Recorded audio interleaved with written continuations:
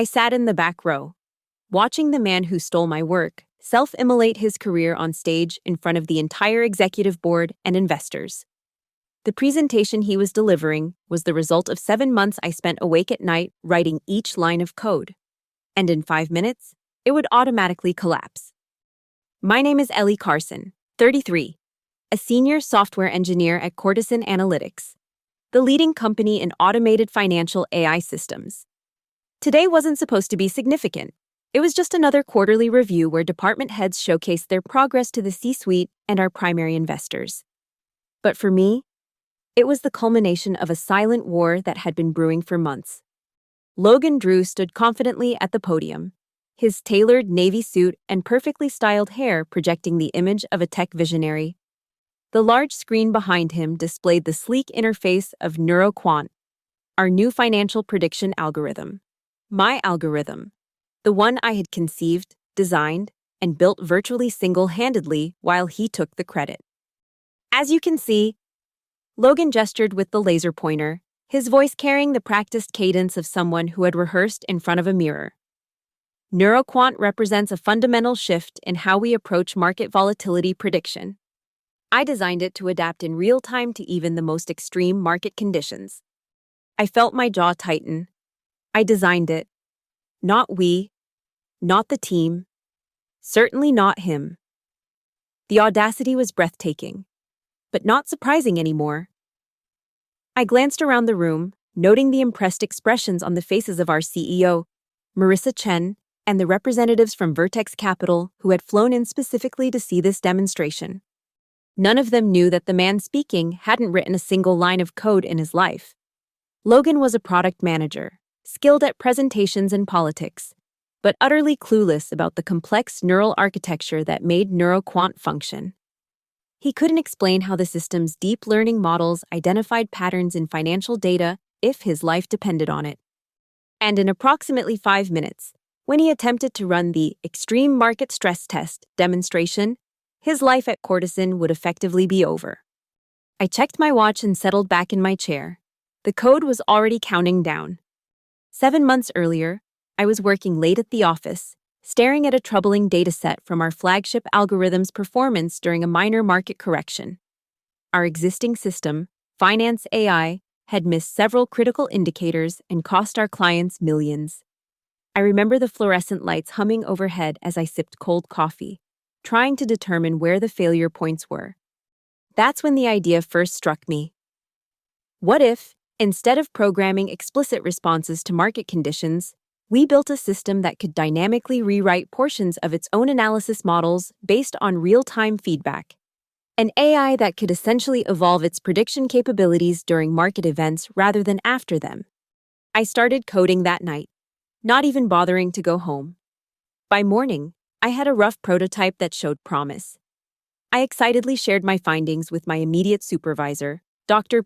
Ramirez, who gave me the green light to pursue the concept further. This could be revolutionary. Ellie, she said, eyes wide as she reviewed my preliminary results. Take whatever resources you need, just keep me updated. For the next few weeks, I lived and breathed the project. My apartment became a secondary workspace, with whiteboards covering the walls and notebooks filled with equations and system architecture diagrams. I barely slept, surviving on takeout and the thrill of creating something truly innovative. The first major breakthrough came a month in, when I solved the latency issue that had been plaguing early tests. By implementing a novel approach to parallel processing across our neural nets, I reduced response time by 82%, allowing the system to adapt almost instantaneously to new data. It was around this time that Logan Drew first appeared in my orbit. As the product manager responsible for our AI suite, he attended a progress meeting where I presented my work to the engineering department. I noticed how his expression changed as the potential implications of my project became clear. A calculating look that I should have recognized as dangerous. "This is fascinating work, Ellie," he said afterward, lingering by my desk. "But you're burying the lead with all this technical jargon. Let me help position this for leadership. They don't need to understand how it works. They need to see the business impact." I was initially grateful. My communication skills had never been my strongest asset, and having someone translate my technical achievements into business language seemed like a good partnership. Logan started joining more of my meetings, asking questions that I mistook for genuine interest. "Walk me through the architecture again," he would say, taking copious notes. "I want to make sure I'm explaining it correctly to the executives." Looking back, I should have seen the warning signs. He never actually understood the technical details, he was just collecting terminology, building a vocabulary he could deploy to sound knowledgeable. But I was so focused on solving the next problem, the next challenge in building NeuroQuant, that I missed the political maneuvering happening around me. 3 months into development, Logan began scheduling meetings with upper management without me. "It's just easier if I handle these update sessions," he explained when I questioned him. "Marissa and the board get impatient with technical deep dives. I'll make sure they know it's your brainchild." But he didn't. I discovered this when I bumped into our CTO in the elevator, and he congratulated me on supporting Logan's vision. I was too stunned to correct him at the moment, but later that day, I confronted Logan in his office. "You're taking credit for my work," I said, trying to keep my voice steady. He leaned back in his chair, completely unfazed. "Ellie, you're misunderstanding how product development works at this level. Ideas don't matter, execution and presentation do. I'm making sure your project gets the funding and attention it deserves. By pretending it's yours, by packaging it in a way executives understand and support. Do you think Marissa cares about your adaptive neural architecture? She cares about market share and competitive advantage. That's the language I speak." I left his office seething but uncertain about my next move. I needed this project to succeed, and antagonizing Logan could jeopardize that.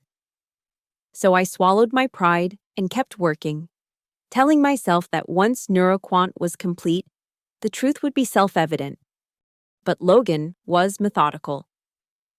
Over the next few months, he gradually excluded me from key meetings and presentations. When developers had questions, he redirected them to go through him first. He inserted himself between me and the rest of the company until my role was effectively invisible to anyone outside our immediate team. The final straw came when TechWire published an article about Cortisan's upcoming innovation. The piece praised Logan Drew's revolutionary approach to financial AI and quoted our CEO describing him as the visionary behind our most promising development in years. There wasn't a single mention of me or any other engineer who had actually built the system. I marched into Logan's office, slapping the printed article on his desk. "This has gone too far," I said. "You need to correct this." Logan didn't even look up from his computer. "Correct what? This is excellent press for the company." "It's a lie. You're not the visionary behind NeuroQuant. You didn't design anything." He finally looked at me, his expression a mixture of pity and contempt. "Ellie, you're a brilliant engineer, but you need to understand how the business world works. Companies need faces, narratives people can grasp. You should be grateful your work is getting this kind of attention, even if your name isn't attached to it." Grateful, I could barely contain my anger. For having my innovation stolen. "No one is stealing anything. You're a Courtesan employee. Everything you create here belongs to the company. I'm simply the conduit that makes your technical work valuable in the marketplace." He smiled in a way that didn't reach his eyes. "Besides, the engineering team will know you contributed significantly." "Contributed? I created NeuroQuant from scratch." Logan sighed, as if dealing with a petulant child. "Look, the company needs someone who can talk to investors and financial media. You should feel lucky to have someone who can do that for your work." I left his office knowing something fundamental had changed. This wasn't just about credit anymore, it was about integrity and justice. And if the system wouldn't provide it, I would have to create my own. That night, I contacted Patricia Winters, an intellectual property attorney I'd met at a tech conference the previous year. I explained my situation, careful not to share proprietary details that would violate my employment contract. Unfortunately, Patricia told me after hearing me out, "This is a common scenario in tech. If you develop this while employed at Courtesan, using their resources and during work hours, they own the intellectual property. So there's nothing I can do. The defeat in my voice was palpable. I didn't say that, she replied. Ideas themselves can't be copyrighted or patented, only their specific implementation. There's nothing stopping you from developing a new implementation of your concept independently. That conversation planted the seed for what would become my escape plan.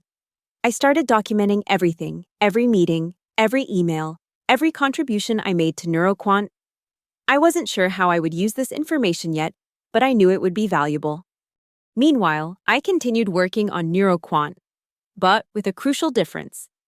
While I ensured the system worked as promised for normal market conditions, I identified a specific vulnerability that would only emerge under extreme stress, precisely the kind of scenario Logan kept promising the system could handle flawlessly.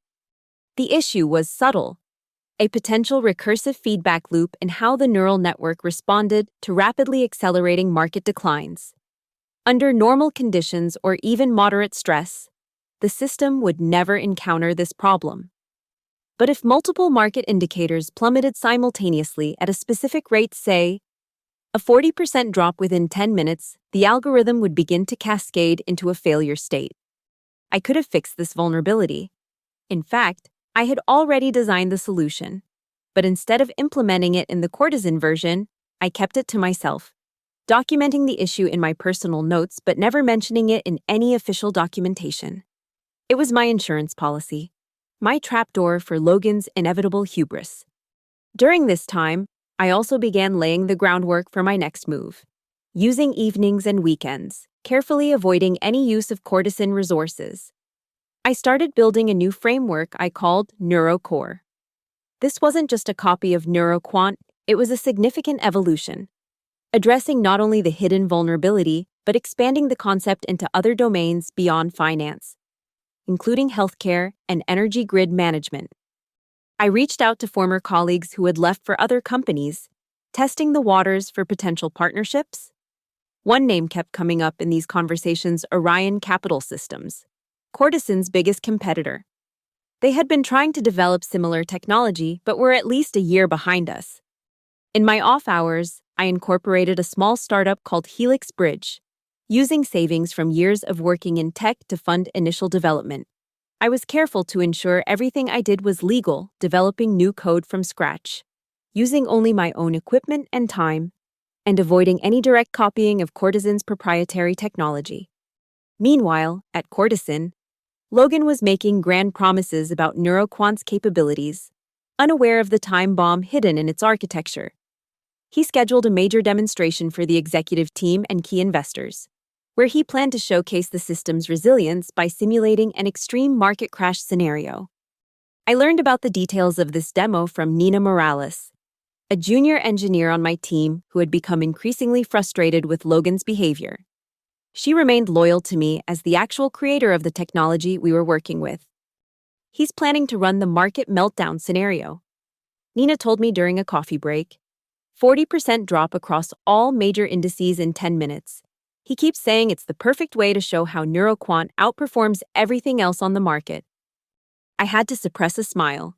He couldn't have chosen a more perfect scenario to expose the exact flaw I'd left unaddressed. That's ambitious, I said neutrally. Has anyone run a full simulation of that specific scenario? Nina shook her head. Logan insisted we focus on the presentation aspects. He said the technical validation was already complete. She lowered her voice. Ellie, he doesn't even understand what he's demonstrating. Yesterday, he couldn't explain basic concepts about the neural architecture when I asked. Don't worry about it, I assured her. These demonstrations have a way of revealing the truth. The day of the presentation arrived. I made sure to arrive early, selecting a seat in the back row where I could observe everything without being immediately noticeable. The boardroom gradually filled with executives, board members, and representatives from Vertex Capital. Logan stood at the front, making small talk with our CEO, exuding confidence. I watched as he began his presentation, clicking through slides that explained NeuroQuant's supposed advantages and showed impressive performance metrics, all genuine results from my work, all presented as his innovation. With each minute that passed, I felt a strange calm settling over me, knowing what was coming. Now, What truly sets NeuroQuant apart is its resilience during black swan events, Logan announced, reaching the crucial part of his presentation. Previous systems fail when markets behave unpredictably, but I've designed NeuroQuant to thrive in chaos.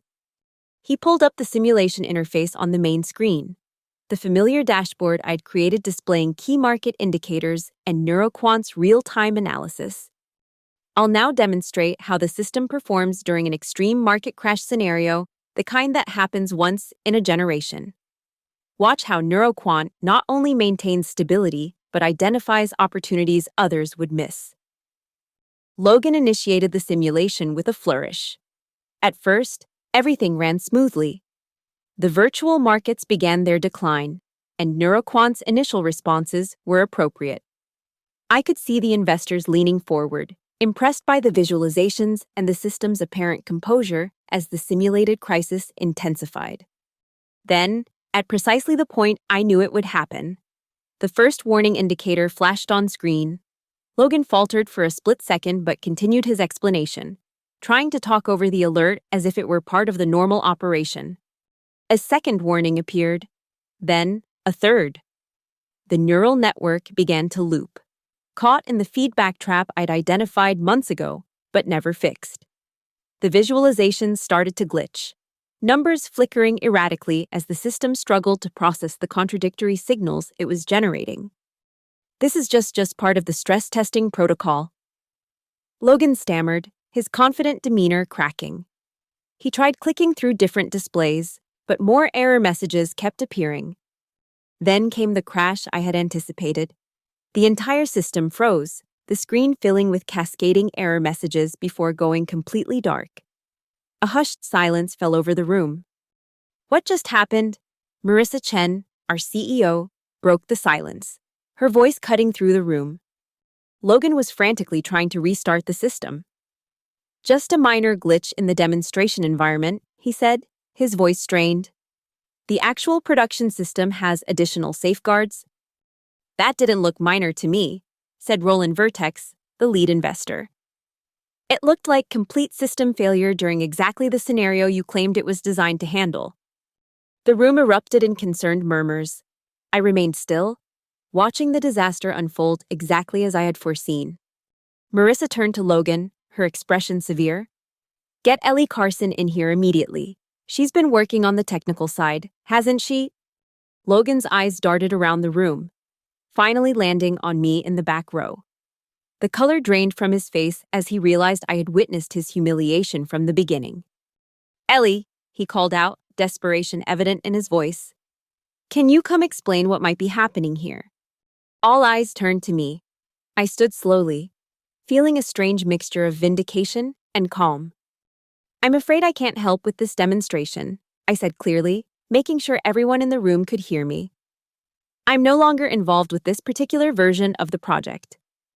What do you mean, this version? Marissa asked sharply. I mean that while I initially developed the core technology, I've been gradually removed from the project over recent months. Mr. Drew has been making his own modifications and decisions without consulting the original engineering team. I paused, letting the implication sink in.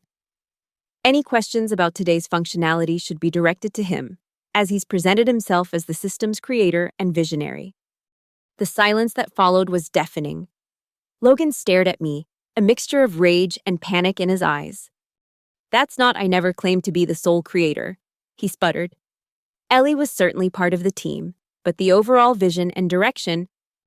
I have an email thread where you specifically instructed PR to remove my name from the press release. I interrupted calmly. And meeting minutes where you told the development team that all technical questions should go through you rather than me. I'm happy to forward those to anyone interested. Marissa's expression had turned to ice. Logan, my office, immediately after this meeting, Ms. Carson. I'd like you to join us as well. She turned to the investors. Gentlemen, I apologize for this situation.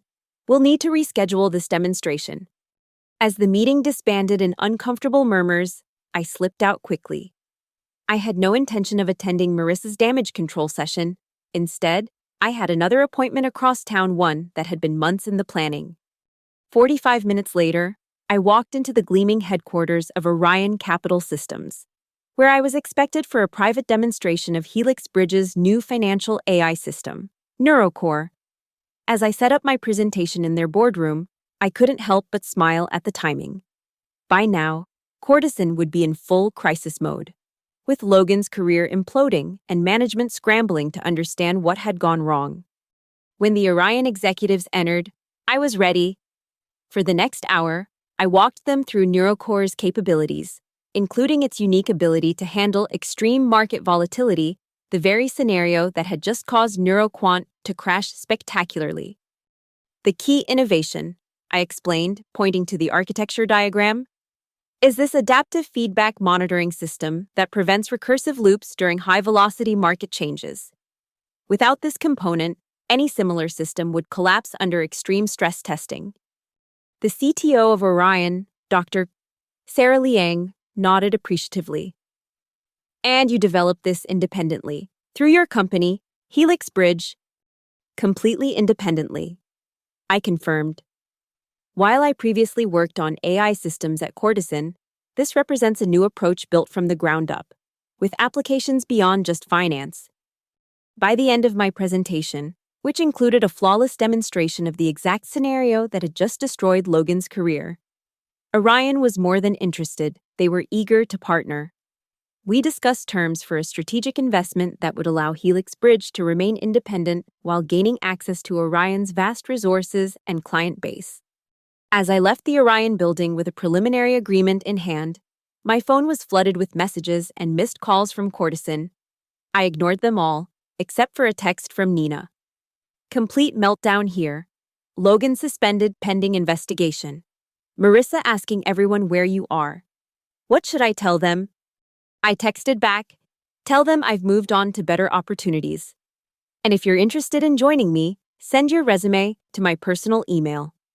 The aftermath unfolded exactly as I had anticipated.